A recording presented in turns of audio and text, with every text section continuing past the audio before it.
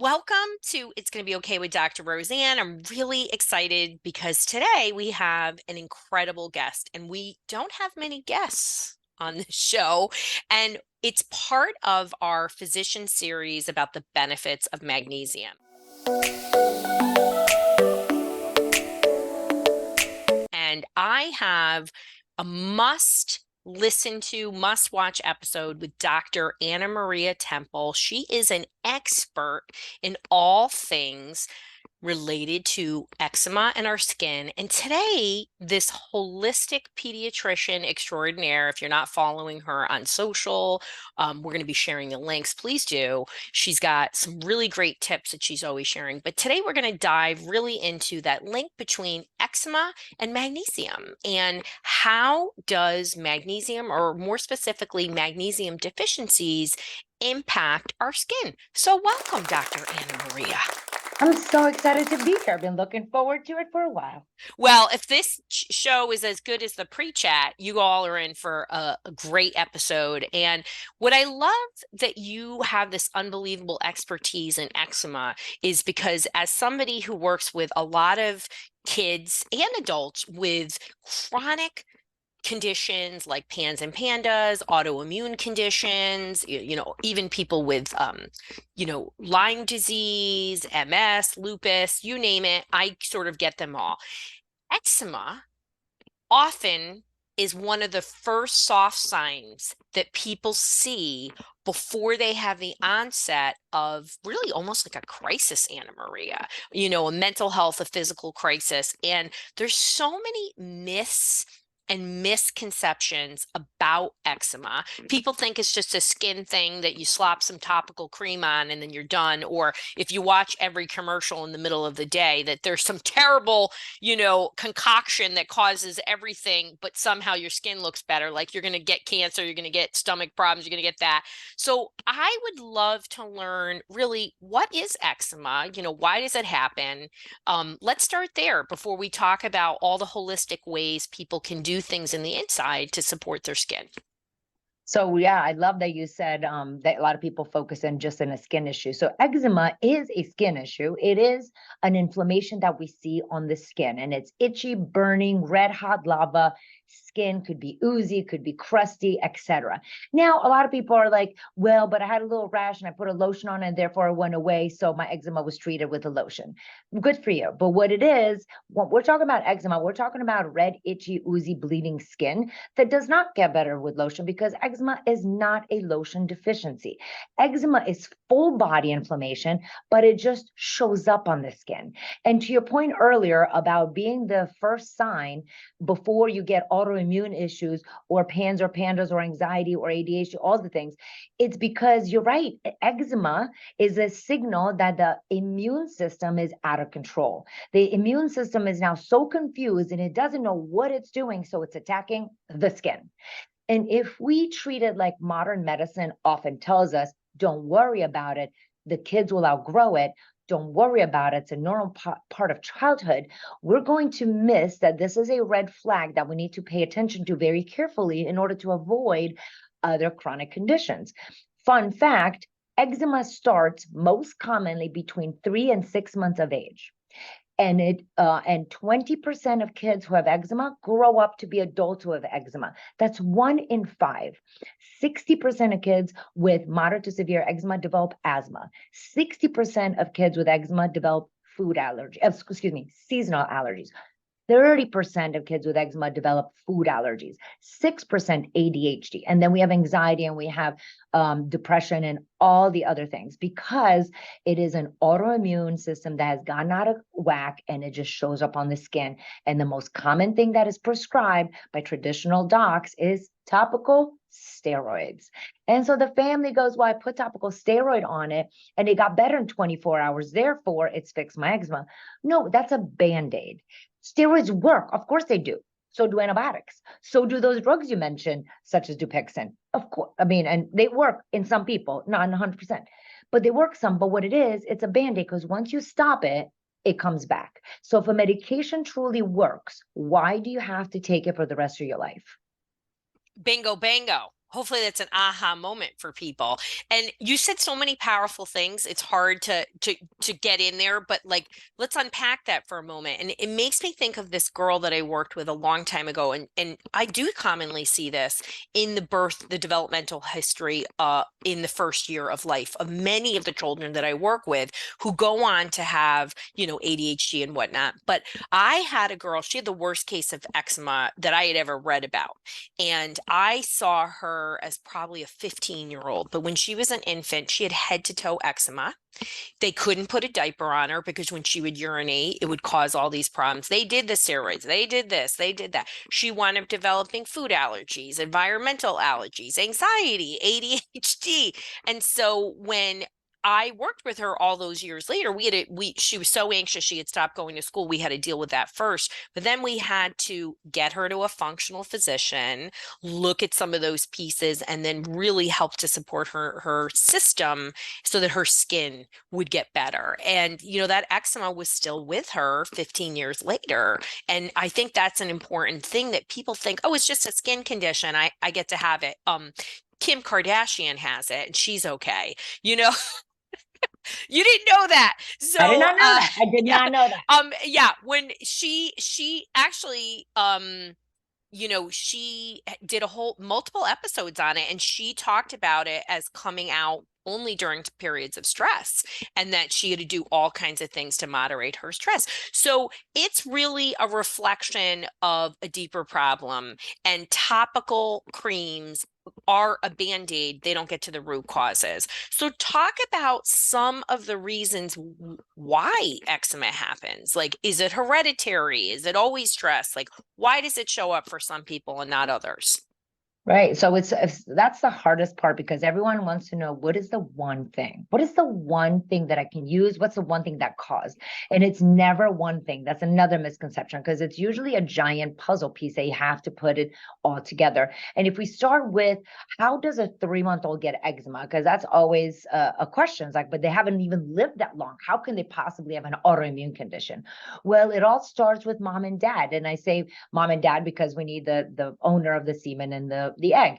And if these guys had a lot of antibiotics when they grew up and they had ear infections, they had recurrent sinus infections, UTIs, acne, whatever the huge, and they had a lot of antibiotic exposure, well, that's going to set both of their gut microbiomes at risk for developing chronic issues. The two microbiomes generally combined, and then the baby is created in the uterus. Now, mom is the carrier of the child in the uterus. So during pregnancy, did mom have a lot of illnesses? Did she need antibiotics? Did she need antidepressants, steroids, vomiting too much, height?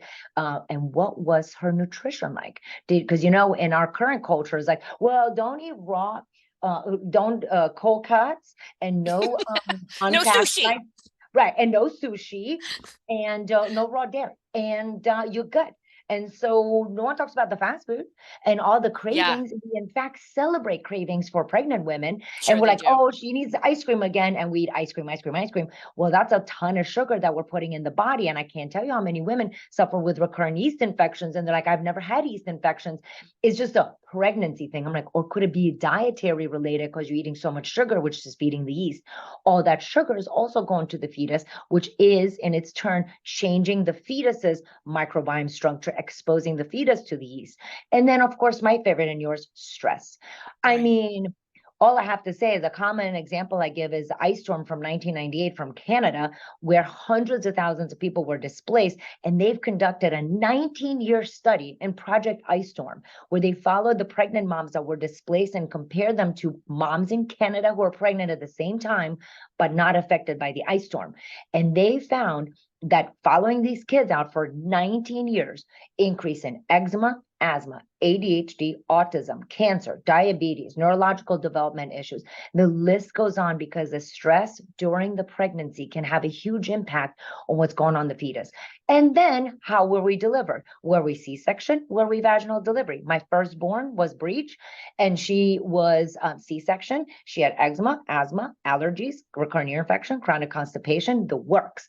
I pushed two other babies out vaginally and they had significantly less issues. I mean, it was night and day between the two sets of delivery, because one was C-section, never got the vaginal flora, got antibiotics immediately because C-sections are major abdominal That's right. surgery, versus the other two goobers that came out through the vagina and got exposed to my poop and my vagina and all the fun things that no one wants to talk about. And then, as the babies are born and they live, they sometimes have reflux and they cry. So we say it's teething and we give them Tylenol. Did mom have Tylenol during pregnancy? Because Tylenol puts you at risk for eczema. Did the baby have a lot of Tylenol when they were little? Because that puts you at risk for eczema. What about antibiotics? We have a strong link between antibiotics and eczema. And a lot of people listening may go, what? That's complete BS. What are you talking about? Because when you Google what are the root causes of eczema, generally speaking, per Google, which is, by the way, censored, you're going to see, maybe environmental, maybe your dog, maybe pollen, but it's just an autoimmune and a genetic issue. However, if you Google, do antibiotics increase risk of eczema? Different search comes up. Does Tylenol increase the risk of eczema? Boom, go and put in PubMed. And you're like, what? So there's these true links that or anti-reflux medications in babies. Oh, yes, Right? absolutely. Which, Because holy moly, they hand them out, like Skittles. Yeah. correct. And there's so many other things like all that everybody needs. So we are not looking at the long-term effects of these medications in children, which many of them are not even FDA approved in little babies, but we're giving them out like it's going out of style. Yeah. And they have long-term issues. So that's just the beginning of things. But as the kids get older, of course, they're going to have issues if they have antibiotic recurrent ear infections, RSV, flu, and all the different stuff. So all those things add up on top of the environmental stress, other environmental factors. And of course, we have to talk about the skin, because when we're born with a neutral pH. Everyone from head to toe, 7.0 pH. But as we are alive, the skin needs to acidify. And the ideal pH of skin is 5.5. But when baby skin remains at 7.0, Staph aureus jumps in, because Staph loves a neutral pH. And Staph lives in our nose, in our butts, in our mouth, in our whole body. And it comes out on the skin. And we know that 90% of people who are affected by eczema are over-colonized by Staph. So Staph loves a pH, so it attacks the face. And you'll see the spots on the children's bodies that are affected. And you can just go, I know that they're not having a normal pH because Staph aureus has taken hold.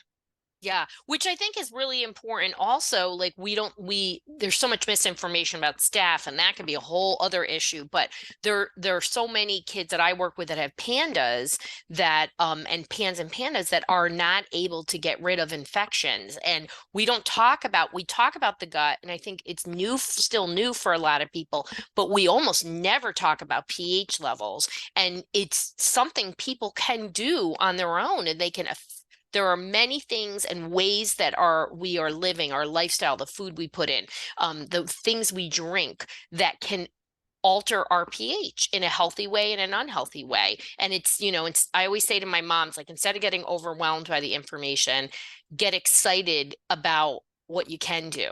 And you said something really important about, doctors giving medication to kids that are off label. And a lot of people don't have an awakening like you had an awakening, like my kid's sick and now, I didn't know about these things and I'm going in the holistic route. Ask your physician before they give you something. Is this something that has research that's proven to support my child's physical health or mental health? Because we make an assumption that if a physician is recommending, it's okay. And, too many things are given to kids off label with no research efficacy. And that's a problem. And most parents just don't know until they know that it's not working or causing other problems, right? Correct. Yeah. So another common symptoms in kids with eczema is actually constipation. And the number one prescribed treatment plan for constipation, my friends, is Miralax. Yeah. Miralax is not FDA approved for children under 17. And Miralax has neurocognitive without negative consequences in some children. Is it 100% children? No, but there are many children who have been on Miralax. We're not talking like you had to clean out for 24, 48 hours, We're whatever. You need talking to do what you forever. need to do. We're talking people that are on a daily. Fun fact, I was on Miralax for 25 years. Daily, 25 years was prescribed to me by a physician, as in like, great, it's working. That means that's what you need. I never was taught to question, but if I take this every single day, are we saying it's effective? I just was like, oh, it's working every day, so I just should take it every day. Yeah. Until I had my awakening, I'm like, hold up. Yeah. And so in children with eczema, we give them Miralax, we gave them propylene glycol, which is actually a chemical compound of antifreeze. And we're like, why is their skin so flaring? It is incredible that what happens when we heal our children from the inside and we help them poop, with one of the things being magnesium, Yeah. that their skin clears up. Because when you poop every day on your own, not fake pooping, you actually are able to detox. You're able to clean out the situation from the body. When you need a medication to poop, it tells us that the systems are not working properly. And if your gut's not working properly, your skin's not working properly. Because Your brain's not going to be working properly if and you're the not pooping. brain doesn't work. You know? I treat so many kids who have eczema, and their behavior is not even discussed, because they're like, of course they're stressed, of course they're anxious, of course they're mad, of course they're moody because their skin's a wreck. I'm like, well, could it also be that their skin's a wreck and their brain's a wreck? Because the skin is mirroring what's going on in their brain. It's mirroring what's going on in their gut. And the kids get better from eczema and their mood gets better. And then we'll do some food introductions in this example, and the skin stays fine, but the mood goes off the chain. And the parents are like, oh, I never knew that actually insert name of food was actually inflaming their brain. Because you can't tell when it's a complete mess in front of you, where the poor child is a disaster. So then you're like, I don't know what the thing is, but it's all related. So in the traditional model, we go to dermatologist, allergist, pulmonologist when we have asthma, right? Neurologist when we have nervous system issues. We are not going to a doctor that's looking at all the systems, because the skin doesn't live in a jar by itself. The skin is connected to the brain and the heart and the lungs and the kidneys and your gut via vessels and nervous system, neurons. It's our largest organ, right? It's our largest organ, but it's the largest organ that interacts with everything else. So you can't just focus, lotion on skin.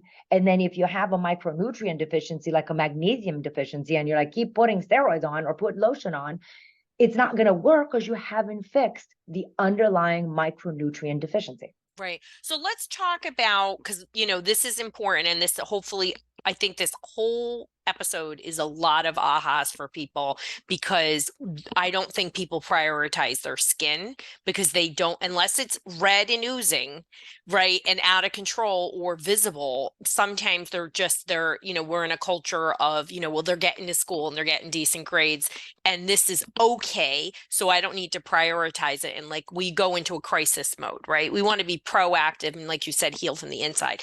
But let's talk about magnesium deficiencies and how it shows up. What does it look like? How is magnesium related, to eczema? Well, how can it improve it? What does a deficiency look like? Let's talk about that connection between magnesium and eczema and skin conditions. Got it. I mean, we're going to have to try to keep it brief. So, because there's like, go on for like literally a couple hours. But okay, let's start with the basics. So I already talked about constipation. So if we're constipated, it could be that your child is a magnesium deficiency. If your child wakes up in the middle of the night with or without eczema, it could be that they have a magnesium deficiency. If you don't poop, your skin's going to flare. If you don't sleep, your skin's going to flare. If you're itching and scratching and bleeding and oozing, it could be a magnesium deficiency, because magnesium actually helps stabilize the mast cells. The mast cells are white blood cells that are normal to have in our body. These mast cells inside them have histamines. So they're basically like piñatas, but instead of fun candy, they have not fun histamines. And so the mast cells patrol the body every day to protect us from invaders. They do an awesome job from pollen, viruses, etc. But when we have a magnesium deficiency, the mast cell is not as strong. It's like a balloon. It's like a weakened piñata or a weakened balloon. And then you come in contact with the dog, you come in contact with stress, your mom told you to put your iPad away, whatever, the mast cell explodes, releases the histamines. Now the histamines go to the nose in some people, but that's allergies, go to the brain in other people, which is going to make you irritated, brain fog, can't sleep, ADHD symptoms, or it can go right to the skin where we're going to have the bleeding, itching, scratching, oozing situation. So magnesium helps stabilize the mast cells, which are part of the immune system. Another thing is stress is a huge, huge under-recognized toxin and contributor to eczema. And if we don't control our anxiety and our stress, our skin's going to flare no matter the dietary changes, the pooping you're doing, etc. And so Totally. taking magnesium, it helps decrease your muscle tension, because as you're more tense and more stressed, you increase the tension, right? You're like, the neck hurts and your upper body is stiff and you have back pain, all that. So that helps decrease that. Also, magnesium works on the GABA. GABA is a neurotransmitter. There's a receptor. So the magnesium and this GABA receptor, blah, blah, they hang out together. And what it does, it helps the brain shut it down. Cuts that Slow down. excitatory neurotransmitter activity. We love GABA. GABA's Yes, awesome. we love They GABA. do like to hang out together, GABA and magnesium. Right. And so if we don't have enough of it, we're too excited. When we have an adequate amount, we're chilling out. And now those are really, really important. The other thing is that magnesium decreases the release of cortisol. So if you have a magnesium deficiency, you get more cortisol. Cortisol comes from the adrenals. It's a gland on top of the kidneys.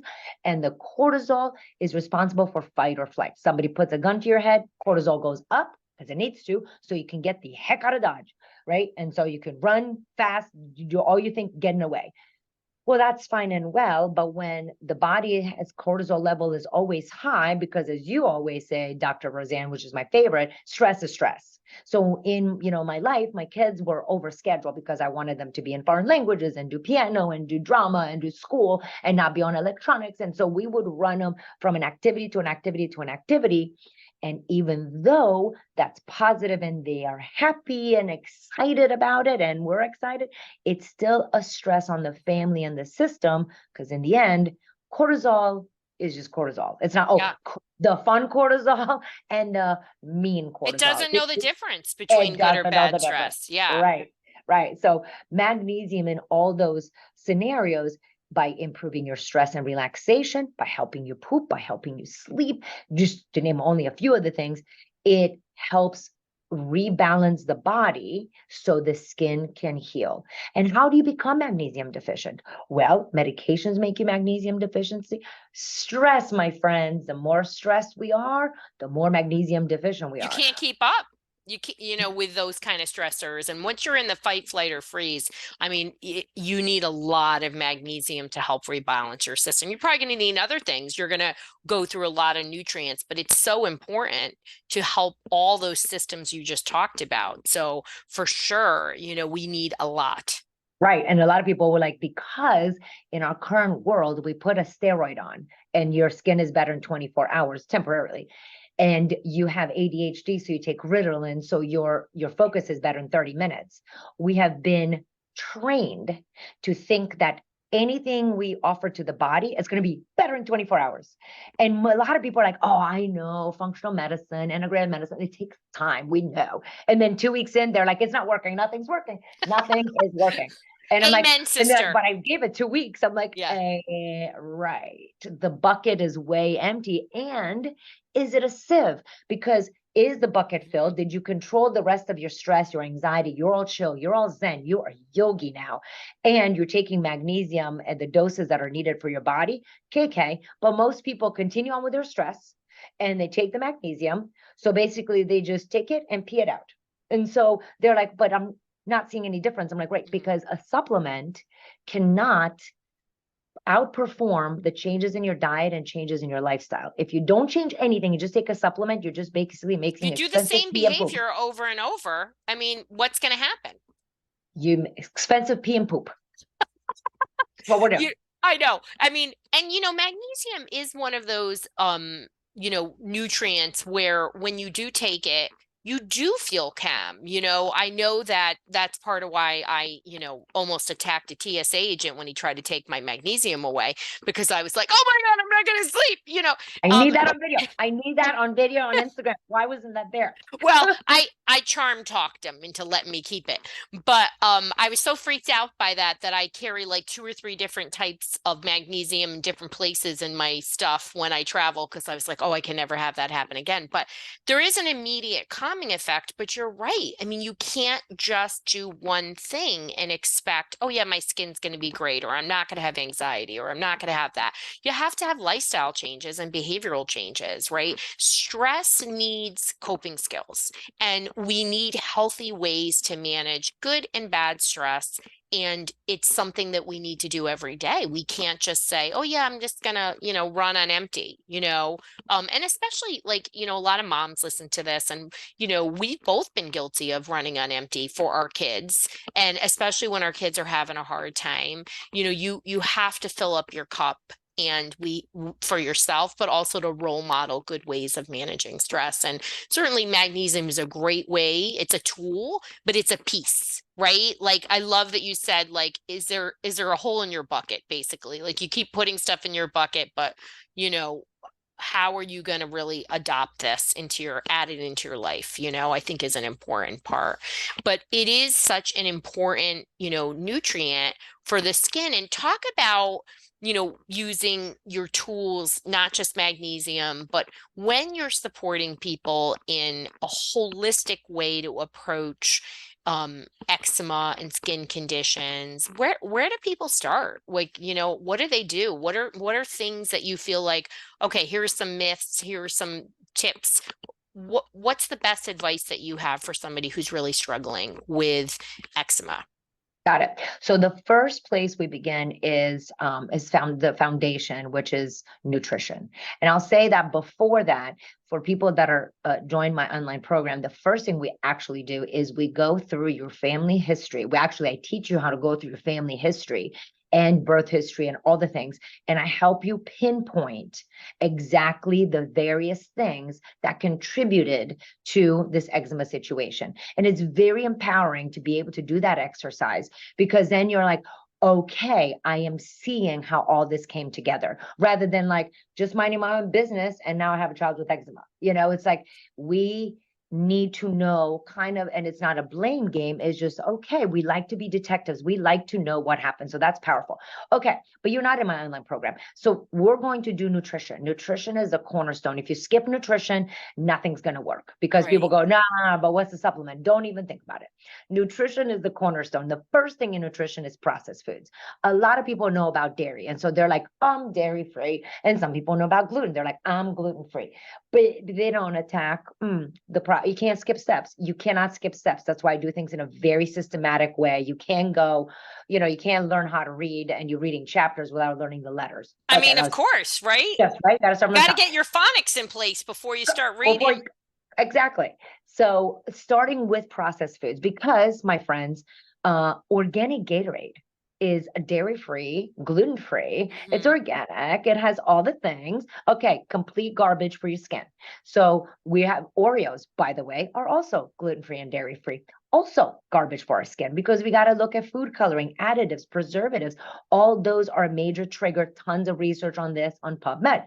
And then we got to go to sugar. You cannot have a diet that's dairy-free and gluten-free and then we're sugar. I can't tell you how many kids come in on a very restricted diet and the mom's like, I feel so bad. Of course I'm letting them have cookies, but they're this free, that free, the other thing free, the other thing free, but they're full of sugar. And I was like, whoa, we cannot skip steps. So No. we have to decrease our added sugar to less than 24 grams a day. And that's for the general people. If you're dealing with a chronic disease, I'll argue you should be less than 12 grams of added sugar a day. A simple exercise, so nobody freak out, is we're going to just look at the food that you eat. Just start turning it around and start looking, because you have to be a detective first. You have to find the problem before you fix the problem. And then turn around your peanut butter, your ketchup, your cereal, your Pop-Tarts, and see how much added sugar. And fun fact, the FDA has now regulated that on the label, they put added sugar section. So you can just quickly refer to added sugar. You don't even need to know about the tricky stuff. Let's just do some basics. Fruits, which is the first question I get, are not considered part of added sugar. Knock yourself out with fruits. We'll leave that alone for now. And then Honey, even though it's unfiltered, local, and amazing, it's still added sugar, my guys. And even maple syrup that may be from the best maple tree in Canada, also added sugar. It is better than sugar, but it's still added sugar. So we Right. You have got to use it in moderation. Like you're not right. It's a having budget. cupcakes every day. You know what I mean? Correct. Like, Correct. but when you want to make a dessert, you can, you Enjoy know, it. enjoy Yeah. it. So, and what I tell my families, because they, people get very bent out of shape, like, oh, then my Bent out children. of shape, sister. Right. Well, then they're like, they have eczema, so they're already sad. We want to make them happy with sugar. I'm like, no, they'll just be happy if their skin wasn't bleeding. That's really where happiness is. The sugar is not making them happy because it's making them happy for 20 minutes until it drops again. And now they're angry and throwing themselves on the floor. Any hoozle. So I talk to all the folks. I'm like, it's a sugar budget. Just like we have a money budget, we have a sugar budget. Here's your budget. Start with 24 grams of added sugar a day. Okay, you want the cookie? Well, we're not going to eat the sweetened yogurt. Okay, you want the sweetened yogurt? Or well, we're not going to have cereal. And so, or have the children choose. Do you want this or this? Because this is what's in your budget. That's so great for mental health to give them the power of choice. So, everyone always, I'm sure you get the same questions. Like people always want to ask, like, why do my kids, follow along? I'm like, they like the other stuff. I mean, that's what's available, Well, like here's you're the just reason not I'm going to a eat. bad guy is because Doritos are delicious. If Cinnamon Toast Crunch was a little more disgusting, my job would be so much easier. But oh no, the Hmm. food chemists know what they're doing. The billions of dollars the food Oh, sure industry they spends do. on this is so they get our taste buds addicted. So when a holistic pediatrician, I'm using air quotes on podcasts, is very effective. When a holistic pediatrician comes in and is like, you need to decrease your sugar, everybody is like, you're full of doo-doo because my kids are not going to eat. I promise you. They I will. promise you. Well, They're going my to do thing it. is I have a mom with 5 autistics and she got her kids to go sugar-free, dairy-free, gluten-free. So I'm like, listen, if she can do it, and again, no judgment. You do what you can. You start out, you start small. I always say you walk into the pool, you don't have to jump into the deep end, but get there. You can learn to swim there, and even a 25% change makes a difference. Like, yeah. Absolutely. Absolutely. Hmm. A lot of people are like, oh, I can't do any of it, so I'm not going to do. I'm like, no. When I started changing my kids' diet, I didn't go all in and removed all. Actually, what I did for my kids, I started with, you're allowed to have your cinnamon toast. My kids were eating all the things, guys, all the things. So I know what I'm saying. And they were plagued by chronic disease. But so instead of going, no, you can't have your cinnamon toast crunch, what I did was I was like, well, we're going to make a smoothie. And my first smoothie was milk, full fat milk, ice cream, vanilla ice cream, and strawberries. Because I told my kids, I was like, listen, if you have a strawberry ice cream milkshake for breakfast, what do you guys think before your cinnamon toast crunch? They were like, game on, has she lost her mind? And I was like, all right. Because my whole thing was like, let me get the taste right. And once I got the taste right, I started removing the ice cream and replacing it with vanilla yogurt. And over time, I removed the vanilla yogurt, replaced it with whole fat Greek yogurt, and added honey. And then instead of the strawberries, I added a little mango and then a leaf of spinach and a little piece of avocado. And Yeah. as long as the smoothie tasted like strawberry ice cream milkshake, they didn't care. And we started with tiny doses, like shot glasses, because we don't want to overwhelm the people. And then over time, I did bigger glasses with more and more plant points in there and less of the added sugar. And they stopped wanting the cereal. It would sit initially, they would have a little bit, then they stopped eating altogether. But I didn't say no. I just said, you need to eat this first. The same thing for snacks. If you want a packaged snack, I didn't get rid of the goldfish immediately and the Doritos. No. I was like, before a packaged snack, you need a fruit or a vegetable. And they're like, we don't want to eat a fruit. I'm like, great, well, you're not hungry. And they're Yeah. like, I'm like, nope, you're not, because you would eat something and no one is going to die from not eating snacks. We need 3 meals a day, not eating for 3 hours. No one is going to perish, I promise. But that was a yes culture that slowly over time, I started changing out the goldfish and the Doritos and all the other stuff. But first I started with a yes approach. So let's give them more food rather than like, can't, that can't, no, can't, no, because that is really overwhelming for a child. That's what's not fun. Yeah. Sugar in itself is not the problem. It's a no, no, no. That's the problem. Well, and especially when you have a kid, whether they have eczema or ADD or PANS, PANDAS or OCD, and they're struggling in a lot of ways. And, they need a sense of control for mental health. And so this is a good way to give mental, control. And everybody's different, and you have to do what works for best for you. And so, some of our kids have sensory defensiveness, and that's a whole other level. And then I have kids that have, germ phobias around their food because they have Yeah. OCD. And so always going to a professional, but starting somewhere. I always say, like, stop saying one day, make today day one. And I really believe all of these things have to be a family, initiative, Oh, because when you isolate one kid, oh my gosh, it's so it's bad. like, fix that one. What's wrong with this one? And so they're Hmm. like, I'm like, wait, everyone around them is eating Chick-fil-A, but they're not. So now they're like, so that's not fun. If That's no one's not eating fun, and it Chick-fil-A, creates they're not. division. Right. But then that's when childhood's not fun. And it's not the Chick-fil-A, it's just they got left out. But if Def everyone is eating the same in the family, I mean, it makes let me tell you something. When we first started our wellness journey, my husband, who's an orthopedic surgeon, and we fought over food for 5 years. 5 years, guys. I got it. 5 years. He was my hardest. When we talk about selective eaters, yeah, the 35-year-old was the most challenging. Anyway, so he would be like, I want my Cheez-Its and I need my this because I've worked so hard, so I deserve to eat like this. And I'm like, yeah, okay. Anyway, so I started changing the kids' diet over and over. John and I would fight in the background, whatever. He eventually would go. I am so persistent and I'm relentless that the man just had to give in at some point. He's like, I've never been with anyone that's so tenacious. I was like, because when the mama warrior, you guys know what I'm saying, when the mama warrior has a mission, I mean, just get out of the way. Just get And out of the way. thank you, Dr. Anna Maria, for sharing that, because so much of my work, I tell the parents I work with, at a minimum of 80% of the time, the parents I work with, the biggest part of what I have to do is actually getting the parents even close to viewing issues in the same way and then taking the action on it. And so many couples are in strife over what's the next step, particularly when we delve down this holistic realm, because sometimes, my moms are like PhDs in, Google MDs, and the dads may not have done the same research, or they're getting down, distilled versions of it, and they need to have their own education. So, it's important to give them accurate information about what the steps are and the solutions, because otherwise it's a lot of friction. And when your kid is struggling and then your marriage, you start struggling over that, it's a poop show. Right. So then now food now has become more stressful. So we're trying to Totally. change, right? So we're trying to change a diet that's inflaming the body. So we've removed the inflammatory foods, but we've raised the stress in the household so high that we've just counteracted anything that we have done with food, because now everyone is at war over the whole thing. And I'll tell Totally. you, when my husband got on the same page with me, once that happened, smooth sailing.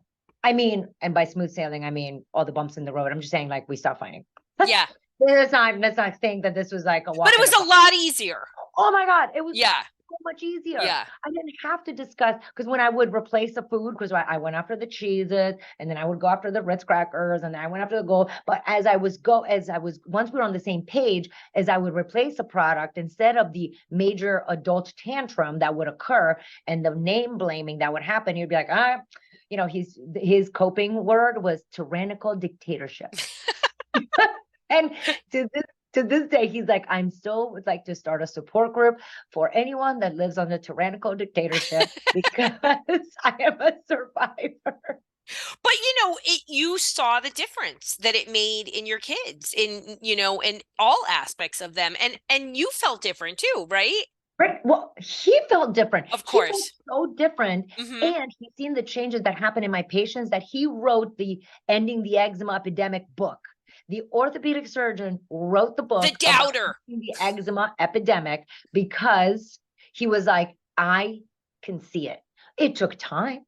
It took effort. Yeah. It took years of work. But all I'm saying is, like, he was able to change his diet. He feels so much better. He's noticed things that he just kept chucking up to. I'm just getting older. I was Yeah. an athlete in college. all the excuses. He's like, oh, wow, actually, okay, so you can be 50 and your joints don't have to hurt. Wow, okay. So you don't have to have daily hives. He would have daily hives on his body if he missed a dose of Zyrtec. And he was like Zyrtec dependent. He's like, oh, you don't have, okay. He was having blood pressure issues. No more blood pressure issues. I mean, Yeah. the Isn't man is it like, when people have the enlightening, what, and like, unfortunately, a lot of people go down this path because there's a pain point, right? Like, there's definitely, we both of us have followings of parents that I already was holistic. See, my kids weren't eating Cheetos and things like that. But I always say when you find me dead by my car, it's a Cheetos executive is going to be out there or whatever. But anyway, that's a joke about all these holistic practitioners that are being killed. Anyway, it's this thing on the internet. Look it up.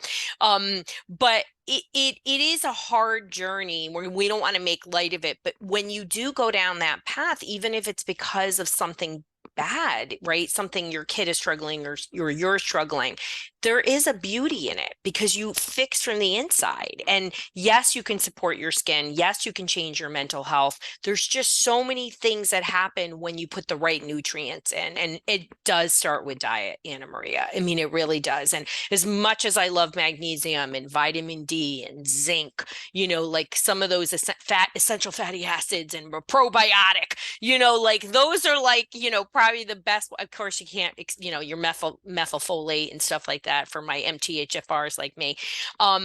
But there are some real essentials that no matter how much we get through diet, that often people need to supplement, and there are signs, and, magnesium is one of those that, and there's different kinds of magnesiums and they're all good and they all have a purpose. And, but there definitely are some ones that are better for your brain, like L-threonate and glycinate and magnate.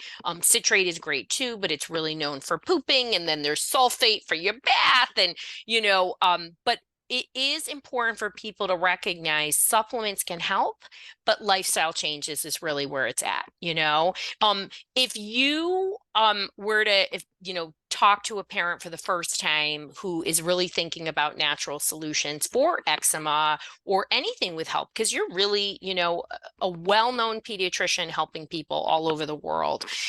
What would you say, what would you want somebody to know about this? What do you feel like is, for anybody who's unsure, what do you wish everybody knew that you're often explaining to people? That you need to have provide a professional that's who's working with you that has your kind of mindset. So if you see a professional whose mindset is eczema is a skin condition, all we have to offer is steroids, you've reached their limit. If you go the next professional, they're like, okay, yes, steroids for now, but then Dupixent. But don't worry because we have Dupixent. Well, that's their limitation because they're not going to search other options because they've already set their mind to the Dupixent. They've already set their mind to the topical steroids. So when you bring in, well, what about vitamin D? What about zinc, omega-3s, to your point? They're going to be like, well, there's not that much research. And it's not, they haven't looked at. Because why would you look at the research if you believe in Dupixent? If you think Dupixent is the answer to all people with eczema, you are going to maybe look at one article on vitamin D and dismiss it because, again, you found the Mecca, even though it's not 100% for 100% of the people. I can't tell you many people in my programs come on Dupixent, they come off, they're like, actually think this is working versus Dupixent was not doing, maybe decrease the itch a little bit, but the eczema was still on fire. So my point is mindset is key. If you believe that your child will get better with a different approach, your child will get better with a different approach. If you don't 100%. believe, Yeah. right? If you don't believe, which is okay. Everyone is on their journey where they're supposed to be. You're not a bad parent if you feel one way or the other. But if you feel that traditional medicine and meds are the right path for you, that's what's going to happen. And you're going to poop with the other stuff. And when you're with a partner, we see that in the homes, right? When one partner is like, no, but we can do this with less meds. We might need meds just in the meantime until we fix the insides, and then we are going to come off meds. And you have one partner that's like, nope, that's BS, that's BS, that's BS. Well, that is very defeating because nothing is going to work. Mindset and how we approach it, how we put it into the universe. If you're spiritual, if you're religious, doesn't matter. Whatever your thing is, if you start on a positive mindset, know that this is what's going to heal my children, that is what's going to help. And again, there's going to be bumps in the road, of course. Are you going to end up doubting yourself? Yes. And do you need to know all the steps on how you do it? No. When I changed my children's lives, is on it one day, I was like, there's no way my children are going to be on these many meds for the rest of their life. All my kids were on chronic meds. My youngest one was on 5 meds. He was 2 years old. They told me that the only next step is allergy shots. And I was like, under no circumstances is a 2-year-old going to have allergy shots. And that day I was like, we are going to be done with medications. I'm going to turn this around. I didn't know how I was going to do it. Had no plan. I had no plan. I did not know the second step. I was like, I just know that this is not the rest of my And children's you're a story. medical doctor, which I want people to understand. You know what I mean? I Like, know. so yeah, that's All I knew was meds. All I right, knew was meds and right. more Because meds. that's all I you didn't get know. trained for. And I think that's shocking for people, to understand that. And you bring up two really important points, Anna Marie, that I don't want to miss. So one is parent empowerment, right? That you are freaking in charge, people. You are the the CEO of your family care. And I want you to know that, even though you may be nervous about that, but you know a lot more than you realize. And two, expert care, right? So just because somebody has a degree or a title doesn't mean they truly are an expert. If you really are a top-notch expert, you're going to be doing things like, hello, you and I getting the Google alerts every day on research and looking at our research and being open and going to conferences and really diving deep. Yes, there is a place. Integrative care means that you're looking at Western, right, and Eastern methodologies. You're looking at research, end of story, and seeing what works. And, I love that you said if that person, that's all they do, right? If they only recommend ADD meds, or they only do talk therapy, or they only recommend medication for eczema, that is their limit. That is all that they do. And, as holistic practitioners, we take a 360 approach, and we're looking all the time at what best supports. And I can tell people, I have worked with over 10,000 people, that the people that do the best are people who really take a root cause approach. And it's not easy. There's a lot of things. There's a lot of dysfunction in systems when things go on for a long time. If babies are getting eczema, onset is typically between 3 to 6 months. Most people aren't really fully addressing it. If it's going into adulthood, at least 1 out of 5, it's taking a long time. And there's a lot of things that build with that. So start somewhere, be consistent, and being a holistic approach, you do have to start with diet, whether people like it or not. If it's not, doesn't have to be 100%. It's great if it is, but just be kind to yourself. If it starts out that it's 10 or 20% of the time and you keep moving up, like Dr. Anna Maria, you're going to get there because you're going to say, wow, I feel better when I eat like this. I feel terrible when I have a Cinnabon, Yep. like. Yep. And you start just using your common sense, but be empowered. You had so many like great tidbits for people with eczema. You had so many beautiful benefits about magnesium and how it helps people. But I think one of the biggest takeaways for me is just that, no matter what's going on, just like that time, when you said, oh my gosh, they're going to make my son go on allergy shots. No, if something isn't working, don't keep doing the same thing. Find a solution that fixes it, right? Right. And there's just so many things out there. And the reason I agree with what you said about working with somebody that has already sifted through a lot of the information. No That's one has right. sifted through everything, but sometimes there's so much information out there, and we live in a DIY world. And because the modern medicine approach is like a discount. They discount how severe eczema is. It's only a little bit. Don't Put worry that about cream it. on it. I'll grow Yeah. it. So then the parents are like, well, I guess I'm doing DIY, because let me tell you something. If somebody tells you you have cancer, you're not DIYing that. You Oh, are like, no. right? But with eczema, we're like, oh, well, they're going to outgrow. It's just a skin thing. Yeah, And so then we're perusing the information on how totally. to do it DIY. And what I see happening is, because there's no systematic approach, and because eczema is up and down, there's no such thing as a straight linear recovery. You're going to have bumps in the road over and over again. People start, stop, start, stop, start, stop. Let me try this. Let me try that. Let me try a little this. Let me try that. And then by the time they get to me, it's a mess, because now they're stressed out of their mind. Now their partner probably is like, that's a whole bunch of BS. Nothing's working. I'm like, of course it's not working, because it's all over the place.